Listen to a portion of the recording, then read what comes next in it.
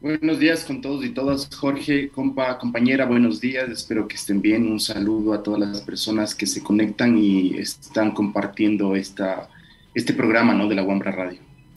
Gracias, Darío, por esta entrevista. Y bueno, primero preguntarte este tema, ¿no? Que habíamos puesto también en la difusión de la entrevista. ¿Qué pasa con las comunidades? ¿Cuál es su primera lectura luego de este segundo diálogo con el presidente Guillermo Lasso? Bueno, para llegar a este diálogo creo que no había mucha expectativa, no sé de qué personas, de qué organizaciones había expectativas. Creo que podríamos definir en que estábamos esperando esta reunión, pero posiblemente muy al fondo sabíamos que nos iba a conseguir mayor cosa, ¿no? No hay ningún acuerdo. Creo que como en la primera reunión se evidenció que no hay ningún acuerdo, hay como puntos en comunes, pero puntos en comunes no porque haya una voluntad personal o una voluntad política del gobierno, sino porque les toca, ¿no? Hay unas coincidencias respecto al fortalecimiento y a la coordinación entre justicia indígena y justicia ordinaria, no porque haya voluntad del gobierno, sino porque le obliga a la Constitución, ¿no? El tema de no actividad petrolera, actividad minera en zonas sensibles, en fuentes de aguas, también porque lo prohíbe la normativa, también porque están los derechos colectivos respecto a la consulta previa libre e informada, también porque fue su ofrecimiento de campaña. Estas coincidencias a partir, digamos, de lo que establecen las normas, tratados, convenios internacionales sobre derechos colectivos. Posiblemente hay una coincidencia en el tema de moratoria de créditos, no se ha definido cómo. Para eso se ha dicho que se van a establecer mesas técnicas, pero ninguna mesa técnica se puede seguir, hemos dicho, como organizaciones, ¿no? Que estuvo la CONAIE, la FEINE, la FENOCIN, estuvo también el Frente Popular. Ninguna mesa técnica se podrá instaurar sin ningún acuerdo antes de que se revise el tema del combustible. Y este es justo el tema que ha sostenido desde el movimiento indígena la afectación directa de el precio de los combustibles. Fue el tema principal de las movilizaciones de octubre de 2019 y se ha dado un plazo de 15 días para la revisión de este tema, para el análisis desde el gobierno, me refiero, de Guillermo Lasso. Sin embargo, ayer mientras ustedes se encontraban en la reunión, salió el vocero de la Presidencia de la República a hablar frontalmente de que no hay posibilidad de retornar a la decisión del decreto que congeló el combustible, pero en un precio mayor al que se lo tenía. ¿Cuáles son justo su apreciación precisamente sobre el tema de los combustibles? ¿Continuarán exigiendo que algo cambie sobre este tema? Uno de los temas es el combustible, pero no es tampoco el fundamental, ¿no? Ayer el presidente trató de hacer ver como que nosotros solo estábamos manifestándonos en contra del tema del combustible. No es así, no es así. Si eso salió a salir a decir el secretario de la presidencia, la reunión tuvo como 5 o 6 horas. Creo que al final se definió como unos tiempos del tema de los 15 días que las organizaciones sociales presentes en esta reunión se dio al gobierno para que pueda revisarse. En ese tiempo no es que no vamos a hacer nada, ¿no? Nosotros nos hemos declarado en asambleas permanentes. Eso significa regresar a los territorios y tratar de organizar para, digamos, contar que la problemática, o decir, o discutir, reflexionar, que la problemática no solo es del tema de los combustibles. O sea, solo pensemos que un día antes que haga esta invitación el gobierno para esta segunda reunión, dejó aprobado mediante decreto, creo que es del 238, que en 3 meses se privaticen, empiecen a privatizar las empresas eléctricas. Además de enviar, mientras él estaba en Europa, envió a la Asamblea la proforma o la propuesta presupuestaria para 2022, en donde se separan 213 millones de dólares para despidos, ¿no? Mientras pasan estos 15 días de estas 2 semanas, como organizaciones sociales nosotros regresamos a los territorios, vamos a reflexionar esto con las bases y se seguirán, digamos, al margen de lo que los dirigentes digan, las organizaciones sociales seguramente tienen también agendas, ¿no? El tema de los estudiantes, la reducción al presupuesto de universidades, el presupuesto de la educación, creo que La gente no se va a quedar quieta, independientemente de lo que haya pasado ayer.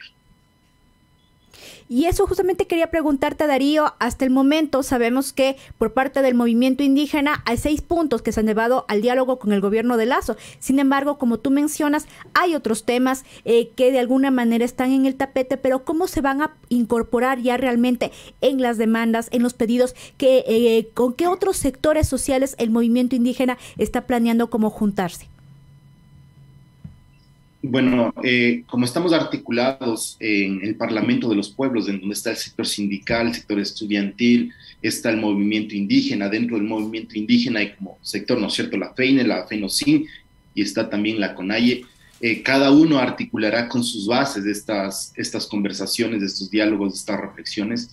En la próxima semana me parece que va a haber una reunión igual entre el gobierno y se me fue el nombre de esta otra organización, que forma parte también del Parlamento de los Pueblos.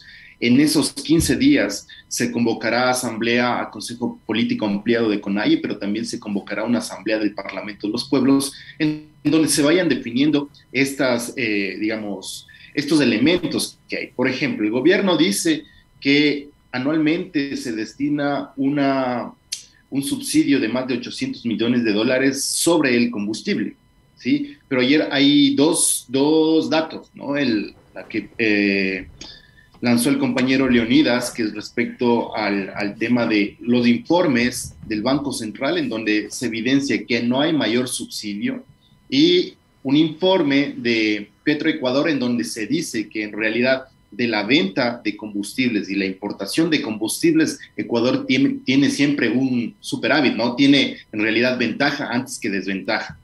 Y eso desconoce posiblemente el presidente, ¿no? El presidente dice no es así y se encierra en una actitud déspota desde el inicio. Ustedes vieron seguramente cuando estábamos ingresando a Leonidas, estos guardaespaldas, estos agentes que estaban, lo empujaron, no dejaron saludar, y eso pasó solo con él, porque el resto de dirigentes entramos tranquilos, no pasó ningún problema ahí. De la reunión pasada con el presidente Lasso, en unas declaraciones públicas que usted realizaba y en el Parque del Arbolito concretamente, mencionabas que muchas de pronto de las soluciones que Lasso hacía en las mesas de diálogo eran de carácter moral, es decir, que algunas de sus respuestas frente a los problemas, por ejemplo, de desnutrición, de lo que pasa ya en el interior de las comunidades, vienen siendo de alguna manera una respuesta moral del presidente. ¿Cómo ubicar? O sea, ¿qué significa esto? Lo volvió a decir el día de ayer, ¿no? Ya no con el ejemplo de la familia que juega bingo para definir quién come o no come esa noche, sino con otros ejemplos, ¿no? El tema de la desnutrición, volvió a citar que hay problemas de desnutrición, y con el tema de la privatización, eliminar los subsidios a los combustibles, se va a acabar eso. Él sigue diciendo que el problema de Ecuador tiene una crisis económica, pero también una crisis moral. Él ve el problema social como un problema moral y no como un problema estructural. Cuando él no ve este problema estructural, está dejando de lado que el problema de la crisis económica también son las evasiones de pagos de impuestos y de otros pagos, de otras tasas, de los grandes grupos económicos, ¿no? 325 grupos económicos en plena crisis seguían teniendo ganancias, grandes ganancias, ¿no? Y los sectores que sostuvieron la economía, que sostuvieron al menos la alimentación, no fueron los grandes grupos económicos, fueron los pequeños productores, los medianos productores, los arroceros, las personas que cultivan las papas, los ganaderos, son los que sostuvieron este tema del derecho humano a la alimentación, que es algo que no es prioridad para el gobierno. Ellos piensan que tal vez vendiendo o teniendo dinero de la privatización se va a tener un dinero para tal vez campañas de alimentación. Mientras dura el dinero, ¿qué pasa cuando se acaba el dinero? No se han solucionado los problemas de raíz. Cuando él dice que hay problema de la delincuencia, cuando regresa 14 años y dice que el gobierno de Correa ha entregado al país al narcotráfico y por eso hay la delincuencia y por eso hay la masacre en las cárceles, sigue viendo como un problema moral la crisis en el país y no como un problema estructural. Ya estaba sugiriendo que posiblemente estos grupos, que él dice el triunvirato de la desestabilización, posiblemente son los responsables de que el radar en una montaña en Montecristi sea responsabilidad de este grupo, que no tiene pruebas, pero que no duda. Entonces, sigue viendo, ¿no? Desde la sospecha, desde la moralidad, más que desde la ética, el problema político del Ecuador real, ¿no? Hay un ejemplo. Él no evidencia que uno de los problemas de la crisis del combustible, ¿no? Quitándole el subsidio, es también los créditos, más allá de los créditos agrícolas, los créditos agropecuarios, están los créditos personales también. Las familias comprándose camionetas, las familias mejorando sus casas, mejorando otras condiciones de vida personal a partir del cultivo, no pueden pagarlo nomás.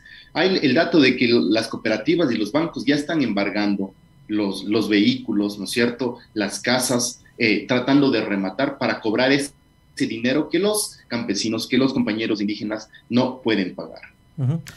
Conversábamos esta semana con el ex dirigente de comunicación de CONAIE, Apauqui Castro, y nos hablaba justo que en el gobierno del expresidente Moreno ya acudieron desde las organizaciones de pueblos y nacionalidades a mesas técnicas, justo a intentar encontrar cómo resolver o cómo juntarse a planes para temas concretos. Pero tú justo nos estás también hablando de que no son particularidades o cosas aisladas. Hay temas estructurales y hay una visión desde el gobierno del presidente Guillermo Lasso, ha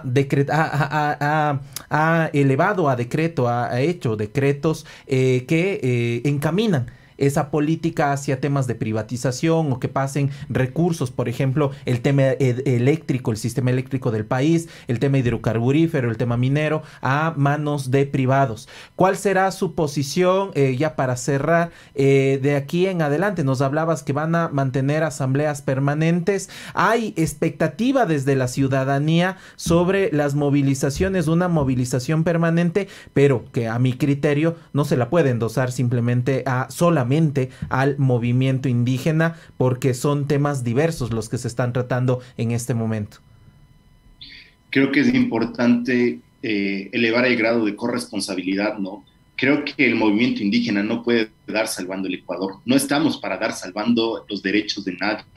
Creo que es importante que en este ejercicio de reciprocidad, si tiene que levantarse la ciudad, tiene que levantarse la ciudad desde los diferentes sectores que la cohabitan, ¿no? Estudiantes, el sector laboral, formal, no formal. Creo que es importante que empiecen a interiorizar estos problemas. Cuando hablábamos del problema moral que asume el presidente Moreno, él decía, no hay regresión en derechos laborales para alguien que nunca tuvo derechos. Es decir, si alguien antes no tuvo trabajo y consigue un trabajo y resulta que este trabajo ya no son de 5 días, sino de 6 días, y el sueldo básico no es de 400, sino de 200, no hay regresión para esa persona, dice Moreno. No, perdón, al final es lo mismo, dice Lasso, que no hay regresión en derechos para alguien que nunca tuvo derechos.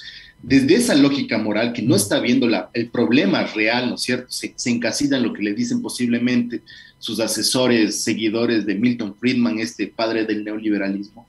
No está viendo que esta regresión de derechos también va a afectar a los niños y a los jóvenes que seguramente van a entrar al colegio, a las universidades, porque cuando se reduce la inversión en la educación, ellos no van a poder entrar.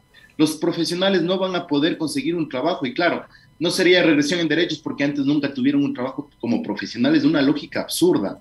Mientras pasa todo esto, digamos, los 15 días, las problemáticas, la propuesta del gobierno sobre presupuestos, los decretos, eso no se van a ir. Eso están ahí, ya están decretados, están aprobados, están en registro oficial. Mientras pasa eso, nosotros vamos a mantener reuniones, articular una especie de colectivos, ¿no es cierto?, en las ciudades, en las zonas rurales, para integrar una sola voz desde el Parlamento de los Pueblos. No solo es el tema del combustible. Darío, muchísimas gracias por esta entrevista para Wambra. Quedamos pendiente también, como decimos, de las acciones que se den en las comunas, en los pueblos y las nacionalidades, frente a las otras acciones también de protesta y de diálogo que se vienen dando entre el movimiento indígena y el gobierno ecuatoriano. Muchísimas gracias. Muchas gracias, compañeros, compañeras. Y un datito. Ahorita los medios de comunicación privados dicen que esta consulta popular, esta norma que prohíbe los paraísos fiscales para funcionarios públicos y funcionarios también de elección popular fue propuesta por el correísmo. Esa consulta popular tuvo más de 5 millones de votos. Lasso ganó con menos de 4.600.000 votos en la segunda vuelta. Tiene más legitimidad que el mismo presidente. Él dice que es presidente de 17 millones de ecuatorianos. Él es presidente casi de 2 millones de ecuatorianos de primera vuelta. La segunda vuelta no son votos a favor de él, son votos, creo que en contra de Correa y votos nulos. Creo que ahí se puede traducir la legitimidad que él no tiene. Muchas gracias, compañeros, y un saludo.